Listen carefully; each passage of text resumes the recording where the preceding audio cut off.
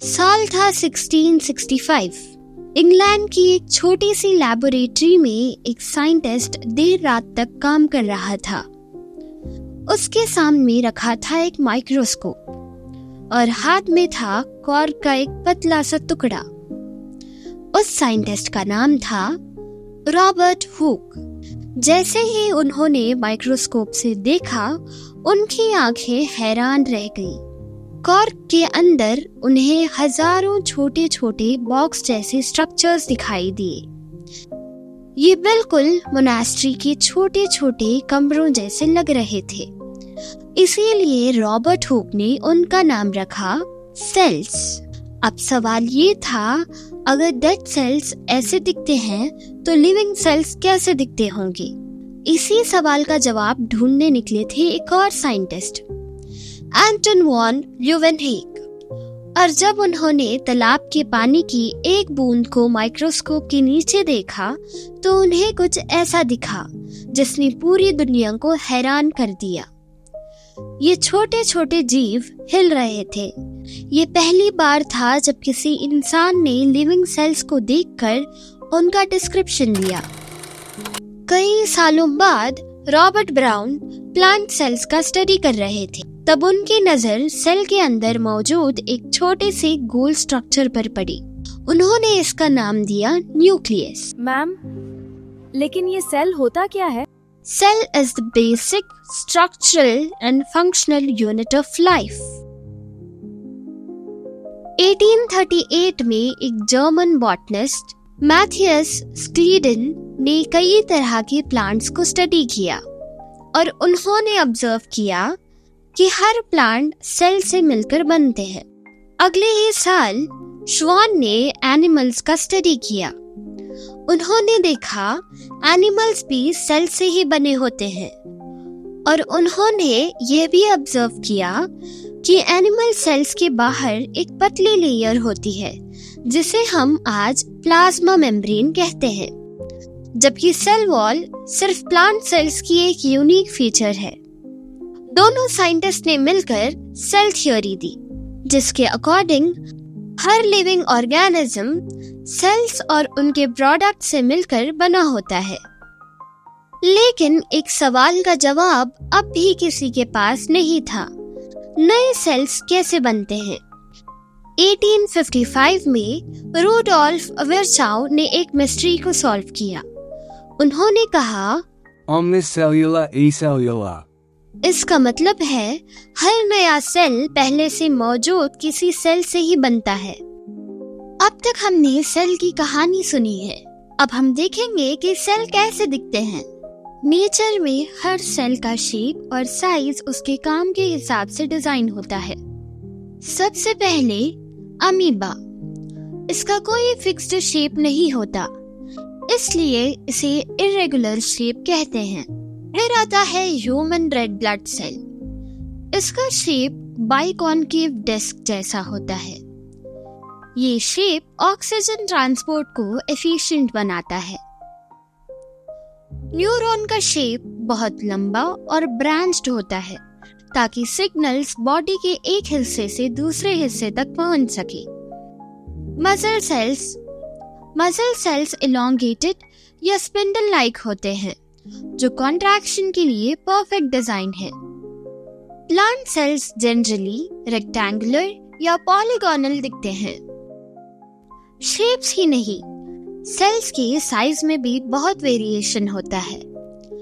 ये है माइकोप्लाज्मा, दुनिया का सबसे छोटा नोन सेल। इसका साइज लगभग 0.3 माइक्रोमीटर होता है और ह्यूमन रेड ब्लड सेल का डायामीटर लगभग 7 माइक्रोमीटर होता है। और ये है ऑस्ट्रिच का अंडा, दुनिया का सबसे बड़ा आइसोलेटेड सिंगल सेल। साइंटिस्ट ने इस सारे सेल्स को 2 बड़ी कैटेगरीज में डिवाइड किया है, prokaryotic and eukaryotic. Prokaryotic cells धरती के सबसे सिंपल और सबसे पुराने सेल्स में आते हैं। बैक्टीरिया और साइनोबैक्टीरिया जैसे ऑर्गेनिजम्स इसी कैटेगरी में आते हैं। इनमें थ्रू न्यूक्लियस नहीं होता, इनका जेनेटिक मटेरियल किसी न्यूक्लियर मेम्ब्रेन से एनक्लोज नहीं होता, इसलिए डीएनए फ्रीली साइटोप्लाज्म की एक रीजन में होता है जिसे हम न्यूक्लियोइड कहते हैं। प्रोकार्योटिक सेल के बाहर एक सेल एनवेलप होता है। ये 3 लेयर से मिलकर बना होता है, glycocalyx, cell wall and plasma membrane. सबसे बाहर होता है ग्लाइकोकेलिक्स। ये कभी स्लाइम लेयर, कभी कैप्सूल और कभी शीट की फॉर्म में मिलता है। ये बैक्टीरिया को प्रोटेक्शन भी देता है और सराउंडिंग से इंटरैक्ट करने में हेल्प भी करता है। इसके अंदर होती है सेल वॉल। ये सेल को शेप देती है और ऑस्मोटिक प्रेशर की वजह से सेल को फटने से बचाती है। और सबसे अंदर होती है प्लाज्मा मेम्ब्रेन। इस मेम्ब्रेन में कई जगह अंदर की तरफ फोल्डिंग्स होती हैं। इन्हें मीसोजोम कहते हैं। मीसोजोम्स कई इंपॉर्टेंट फंक्शंस में हेल्प करते हैं, जैसे cell wall formation, DNA replication, DNA distribution, respiration and segregation. Photosynthetic bacteria में मेम्ब्रेन के कुछ और फोल्ड्स होते हैं। इन्हें क्रोमैटोफोर्स कहते हैं। ये फोटोसिंथेसिस में हेल्प करते हैं। ये है 70S राइबोसोम्स। यही प्रोटीन सिंथेसिस होता है। और ये है इंक्लूजन बॉडीज। ये मेम्ब्रेन बाउंड नहीं होते, ये रिजर्व मटेरियल स्टोर करते हैं, जैसे phosphate, glycogen and lipids. Photosynthetic bacteria में गैस वैक्यूल्स भी मिल सकते हैं। ये बॉयंसी मेंटेन करने में हेल्प करते हैं। मूवमेंट के लिए बैक्टीरिया के पास फ्लैजिला होते हैं। इनका स्ट्रक्चर यूकारियोटिक फ्लैजिला से अलग होता है। इन्हें पिली और फिम्ब्रिए कहते हैं। ये अटैचमेंट में हेल्प करते हैं। तो ये था एक कंप्लीट प्रोकारियोटिक सेल। अब देखते हैं यूकारियोटिक सेल, जो स्ट्रक्चर और ऑर्गेनाइजेशन में इससे काफी ज्यादा कॉम्प्लेक्स है। ये है यूकारियोटिक सेल। प्रोकारियोटिक सेल की तरह सिंपल नहीं। यूकारियोटिक सेल्स इंटरनली बहुत ही वेल ऑर्गेनाइज्ड होते हैं। इनमें एक ट्रू न्यूक्लियस होता है। यूकारियोटिक सेल्स में मेम्ब्रेन बाउंड ऑर्गेनेल्स भी प्रेजेंट होते हैं। प्रोटिस्ट, प्लांट्स, एनिमल्स और फंगाई सब यूकारियोटिक ऑर्गेनिजम्स हैं। अब तक हमने सेल की कहानी सुनी, अब वक्त है उसके अंदर चलने का।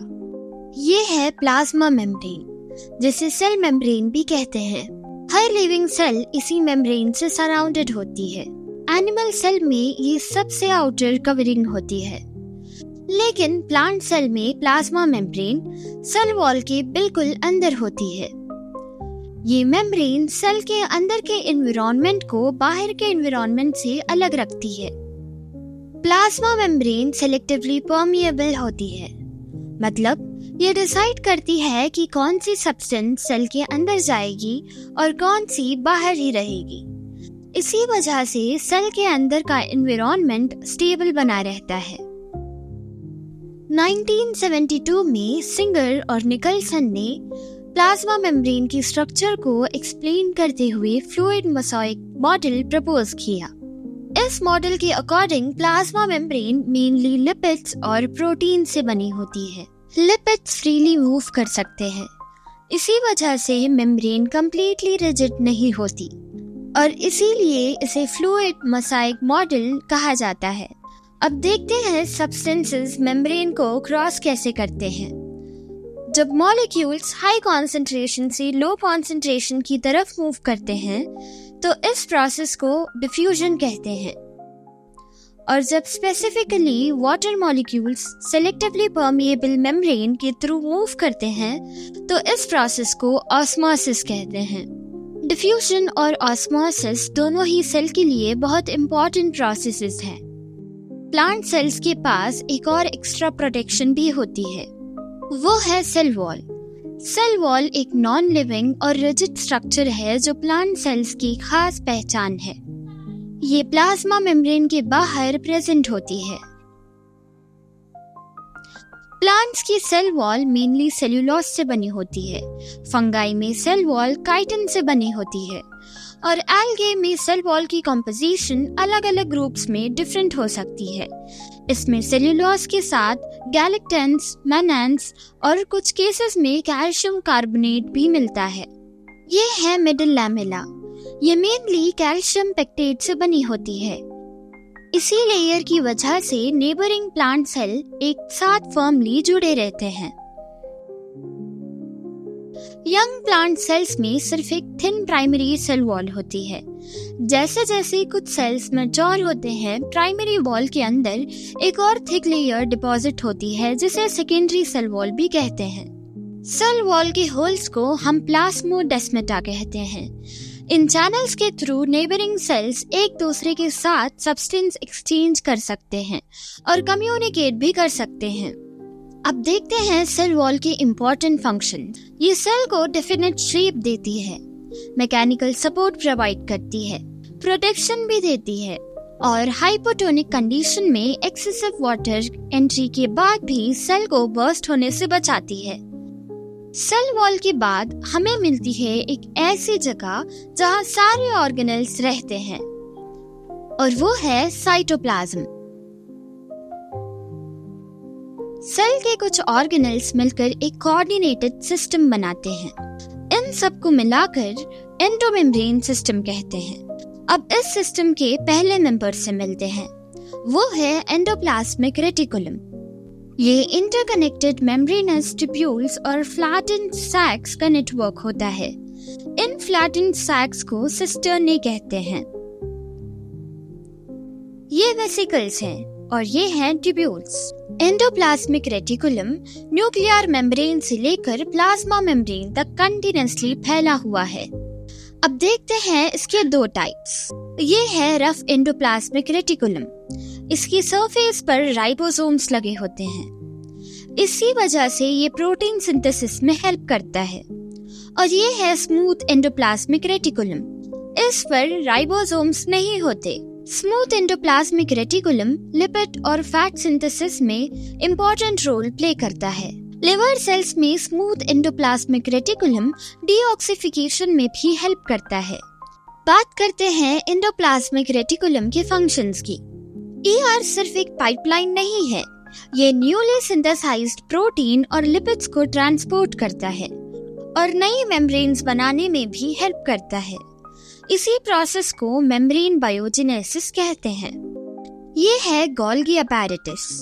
इस ऑर्गेनेल को डिस्कवर किया था इटालियन साइंटिस्ट कैमाइलो गोल्गी ने, इसीलिए इसका नाम भी उन्हीं के नाम पे रखा गया है। Golgi apparatus flattened membrane bound sacs से मिलकर बना होता है। इन फ्लैटेंड सैक्स को सिस्टर्ने कहते हैं। इन सिस्टर्ने के साथ बहुत सारी वेसिकल्स भी जुड़ी होती है और प्लांट सेल्स में गोल्गी अपैरेटस को डिक्टियोसोम्स भी कहा जाता है। रफ एंडोप्लाज्मिक रेटिकुलम में बने प्रोटीन्स और स्मूथ एंडोप्लाज्मिक रेटिकुलम में बने लिपिड्स सबसे पहले गोल्गी अपैरेटस तक पहुंचते हैं। यहाँ इनका मॉडिफिकेशन होता है, पैकेजिंग होती है और स्टोरेज भी, और फिर इन्हें इनकी डेस्टिनेशन पर डिस्पैच किया जाता है। यहाँ ग्लाइकोप्रोटीन्स बनते हैं और ग्लाइकोलिपिड्स भी। सेल सेक्रेशन में भी गोल्गी का एक इम्पोर्टेंट फंक्शन है। प्लांट सेल्स में सेल वॉल के कुछ मटेरियल्स भी गोल्गी अपैरेटस प्रोवाइड करता है और गोल्गी अपैरेटस ही लाइसोसोम भी बनाता है और गोल्गी अपैरेटस ही लाइसोसोम भी बनाता है। चलिए अब मिलते हैं सेल की रिसाइकलिंग एक्सपर्ट से। लाइसोसोम्स। ये है lysosome. Lysosomes membrane bound vesicles होते हैं जिनमें हाइड्रोलिटिक एंजाइम्स प्रेजेंट होते हैं। ये एंजाइम एसिडिक पीएच पर भी प्रॉपर्ली काम करते हैं। ये पुरानी या डैमेज्ड ऑर्गेनेल्स को डाइजेस्ट करके रिसाइकल कर देते हैं। फॉरेन पार्टिकल्स को डाइजेस्ट करने में भी ये इम्पोर्टेंट रोल प्ले करते हैं। कभी कभी अगर सेल बहुत डैमेज हो जाए तो लाइसोसोम्स अपने ही सेल को डाइजेस्ट कर देते हैं। इसीलिए इन्हें सोसाइटल बैग्स ऑफ सेल्स भी कहा जाता है। वो है वैक्यूल। इस वैक्यूल को सराउंड करती है एक मेम्ब्रेन जिसे टोनोप्लास्ट भी कहते हैं। वैक्यूल के अंदर सेल सैप प्रेजेंट होता है। इस सेल सैप पे वाटर, मिनरल्स, शुगर्स, पिगमेंट्स और एक्सक्रिएटरी प्रोडक्ट्स भी स्टोर होते हैं। प्लांट सेल में जनरली एक बहुत बड़ा सेंट्रल वैक्यूल होता है, लेकिन एनिमल सेल्स में वैक्यूल्स यूजुअली छोटे और ज्यादा नंबर में होते हैं।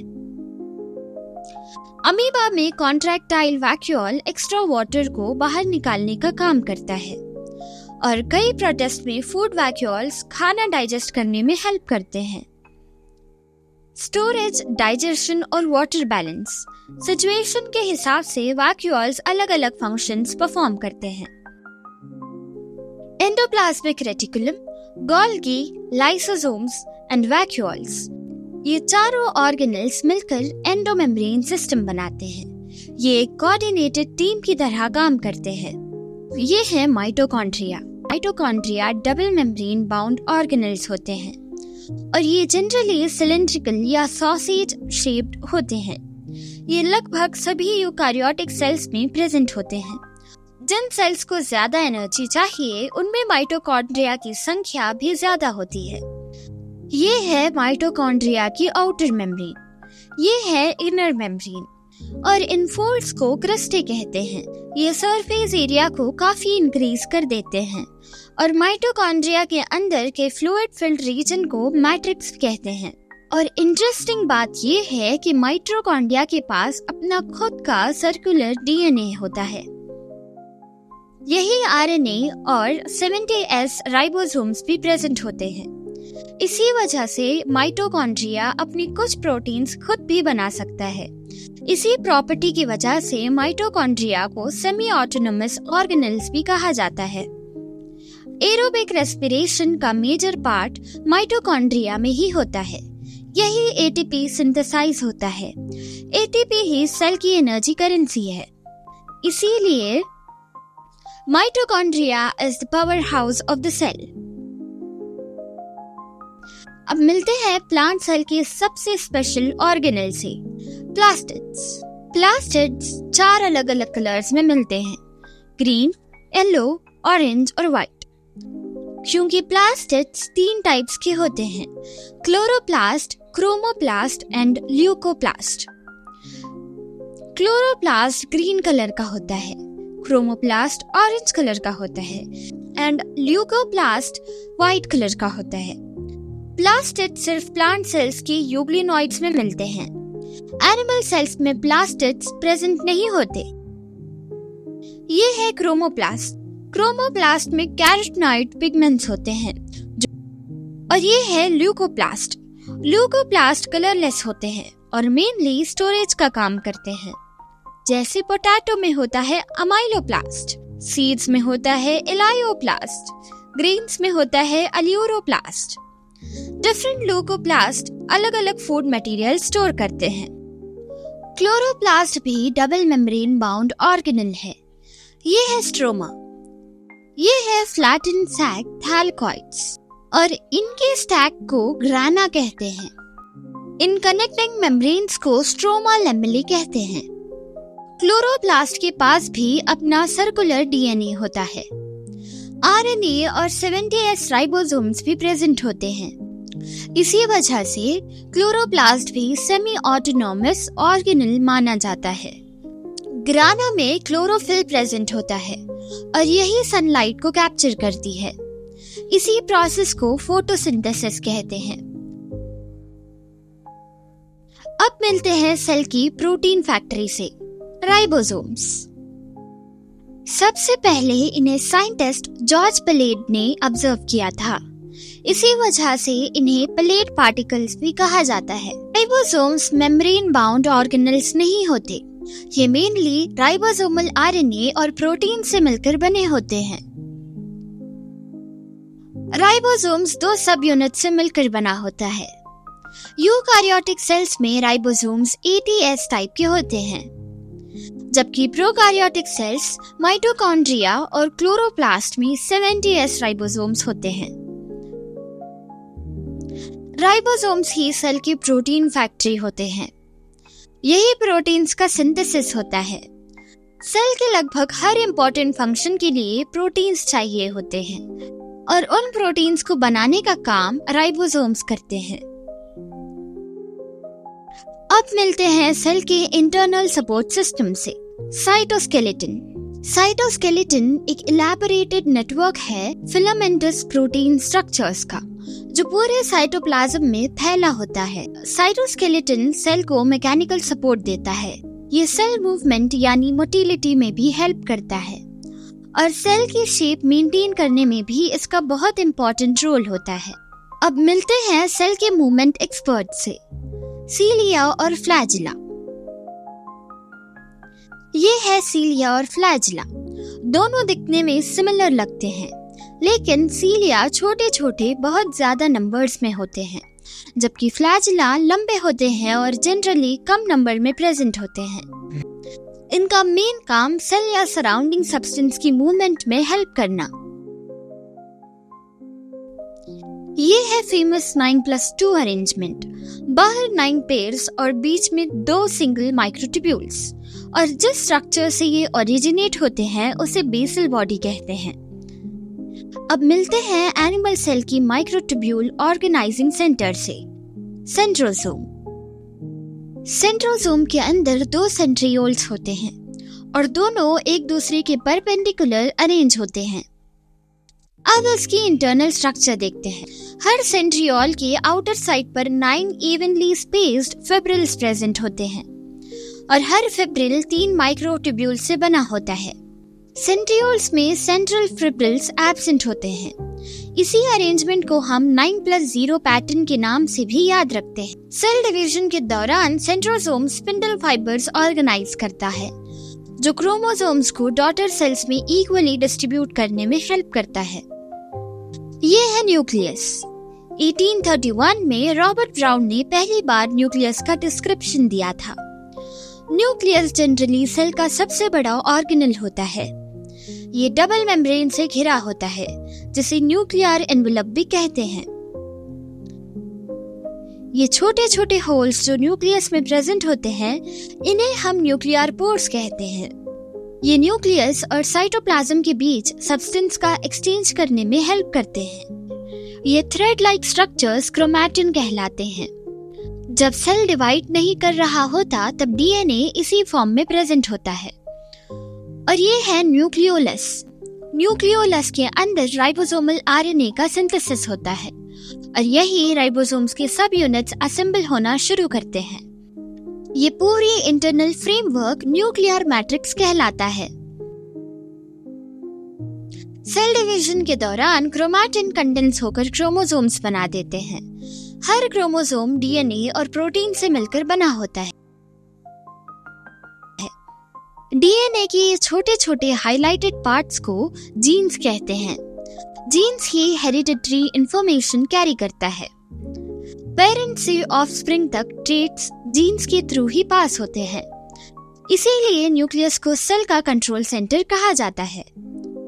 सेल के लगभग सारे मेजर एक्टिविटीज को न्यूक्लियस ही कंट्रोल करता है। ये है माइक्रोबॉडीज।